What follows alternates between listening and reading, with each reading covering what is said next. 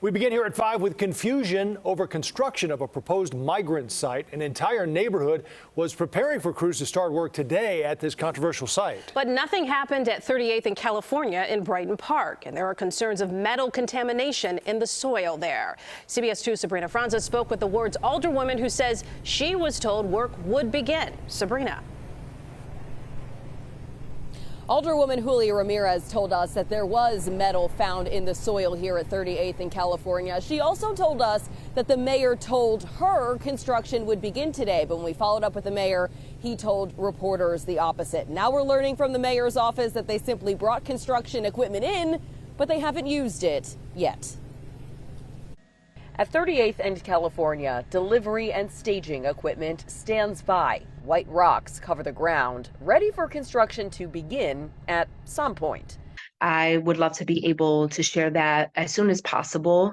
Alderwoman Julia Ramirez represents the city's 12th ward, which includes this proposed tent base camp site. She's trying to get her hands on the assessment that lays out all the details. What toxic metals are in the soil, and what is the city doing about it? I haven't seen any sort of physical report. Nothing has been sent to me directly. That could be ready as soon as Friday. The city told us they've investigated pre-existing conditions to determine any environmental impacts at this location. Work to fix the soil is ongoing.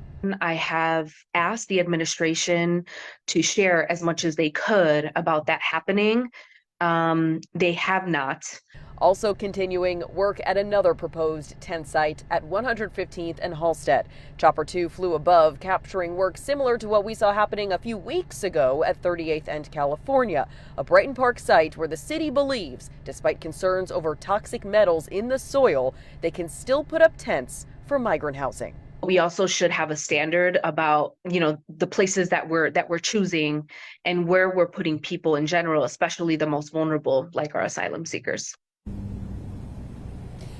Now, the city did not give us a timeline on when they expect Garter World to come here and start building those tents. They did tell us, though, that they're going to release more details on that environmental testing. And of course, we will keep following up for more information on that. For now, we're in Brighton Park. Sabrina Franza, CBS 2 News. Sabrina, thank you.